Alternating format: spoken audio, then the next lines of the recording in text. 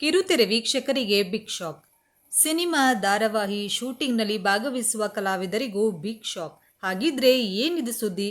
ಇನ್ಮುಂದೆ ಸೀರಿಯಲ್ಗಳು ನಡೆಯಲ್ಲ. ರಾಜ್ಯ ಸರ್ಕಾರದ ಹೊಸ ಆದೇಶವಾದರೂ ಏನು ಅಂತ ಸಂಪೂರ್ಣ ಮಾಹಿತಿಯನ್ನ ಈ ವಿಡಿಯೋದಲ್ಲಿ ಹೇಳ್ತೀವಿ ನೋಡಿ.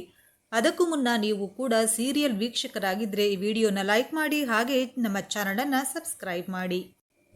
ವಿವಿಧ ಚಲನಚಿತ್ರ ನಿರ್ಮಾಣ ಸಂಸ್ಥೆಗಳು, ಕಿರುಚಿತ್ರ ತಯಾರಕರು ಮತ್ತು ಪ್ರಸಿದ್ಧ ಮನೋರಂಜನಾ ವಾಹಿನಿಗಳ ನಿರ್ದೇಶಕರು ಹಾಗೂ ನಿರ್ಮಾಪಕರು ಸರ್ಕಾರಿ ಶಾಲೆಗಳ ಆವರಣವನ್ನು ತಮ್ಮ ಚಿತ್ರೀಕರಣದ ಉದ್ದೇಶಗಳಿಗಾಗಿ ಬಳಸಿಕೊಳ್ಳಲು ಇಲಾಖೆಗೆ ನಿರಂತರವಾಗಿ ಪ್ರಸ್ತಾವನೆಗಳನ್ನು ಸಲ್ಲಿಸುತ್ತಿದ್ದರು.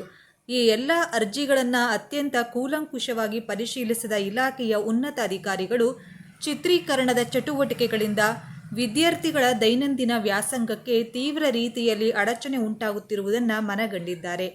ಮುಖ್ಯವಾಗಿ ವಿದ್ಯಾರ್ಥಿಗಳ ಸುರಕ್ಷತೆ, ಅವರ ಕಲಿಕಾ ಪರಿಸರಕ್ಕೆ ಉಂಟಾಗುವ ತೊಂದರೆಗಳು, ಶಾಲಾ ವೇಳಾಪಟ್ಟಿಯಲ್ಲಿನ ವ್ಯತ್ಯಯಗಳು ಹಾಗೂ ಭದ್ರತಾ ಅಪಾಯಗಳನ್ನು ಪರಿಗಣಿಸಿ ಈ ಕಟ್ಟುನಿಟ್ಟಿನ ಕ್ರಮವನ್ನು ಕೈಗೊಳ್ಳಲಾಗಿದೆ. ಈ ಹಿಂದೆ ಫೆಬ್ರವರಿ 7, 2013ರಂದು ಹೊರಡಿಸಲಾಗಿದ್ದ ಸುತ್ತೋಲೆಯ ಉಲ್ಲೇಖದನ್ವಯ ಖಾಸಗಿ ಮತ್ತು ಶೈಕ್ಷಣಿಕೇತರ ಕಾರ್ಯಕ್ರಮಗಳಿಗೆ ಶಾಲಾ ಮೈದಾನ ಅಥವಾ ಶಾಲಾ ಆವರಣವನ್ನು ಬಳಸಲು ಈಗಾಗಲೇ ಅನುಮತಿಯನ್ನು ನಿರಾಕರಿಸಲಾಗಿತ್ತು. ಅದರ ಮುಂದುವರಿದ ಭಾಗವಾಗಿ ಈಗ ಸರ್ಕಾರಿ ಶಾಲೆಯ ಒಳಗೆ ಅಥವಾ ಶಾಲಾ ಆವರಣದಲ್ಲಿ ಯಾವುದೇ ರೀತಿಯ ವಾಣಿಜ್ಯ ಅಥವಾ ಕಲಾತ್ಮಕ ಚಿತ್ರೀಕರಣ ನಡೆಸಲು ಅನುಮತಿ ನೀಡುವುದನ್ನು ಸಂಪೂರ್ಣವಾಗಿ ರದ್ದುಗೊಳಿಸಲಾಗಿದೆ. ಶಾಲಾ ಶಿಕ್ಷಣ ಇಲಾಖೆಯು ಈ ಆದೇಶವನ್ನು ಹೊರಡಿಸಲು ಮುಖ್ಯವಾಗಿ 6 ಪ್ರಮುಖ ಕಾರಣಗಳನ್ನು ಪಟ್ಟಿ ಮಾಡಿದೆ. ಮೊದಲನೆಯದಾಗಿ, ವಿದ್ಯಾರ್ಥಿಗಳ ಗೌಪ್ಯತೆ ಮತ್ತು ಸುರಕ್ಷತೆಯ ವಿಷಯ ಅತ್ಯಂತ ಪ್ರಮುಖವಾಗಿದೆ. ಇನ್ನು ಎರಡನೆಯದಾಗಿ, ಶೈಕ್ಷಣಿಕ ಕಾರ್ಯಕ್ರಮಗಳಲ್ಲಿ ಉಂಟಾಗುವ ಅಡಚಣೆಯು ವಿದ್ಯಾರ್ಥಿಗಳ ಭವಿಷ್ಯದ ಮೇಲೆ ನೇರ ಪರಿಣಾಮ ಬೀರಲಿದೆ.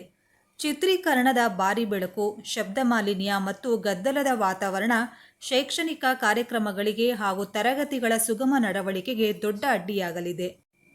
ಇನ್ನು ಮೂರನೆಯದಾಗಿ, ಶಾಲೆಯ ನಿಯಮಗಳು ಮತ್ತು ನೀತಿಗಳ ಪಾಲನೆಯನ್ನು ಕಡ್ಡಾಯಗೊಳಿಸುವುದು ಇಲಾಖೆಯ ಉದ್ದೇಶವಾಗಿದೆ. ನಾಲ್ಕನೆಯದಾಗಿ, ಪೋಷಕರ ಒಪ್ಪಿಗೆಯ ಕೊರತೆಯು ಇಲ್ಲಿ ಪ್ರಮುಖ ಪಾತ್ರ ವಹಿಸಲಿದೆ.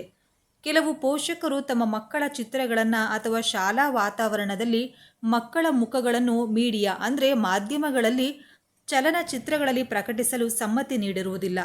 ಇನ್ನು ಆರನೆಯದಾಗಿ, ವಿದ್ಯಾರ್ಥಿಗಳ ಮಾನಸಿಕ ಆರೋಗ್ಯದ ಮೇಲೆ ಬೀರುವ ದುಷ್ಪರಿಣಾಮಗಳನ್ನು ಇಲಾಖೆ ಗಂಭೀರವಾಗಿ ಪರಿಗಣಿಸಿದೆ.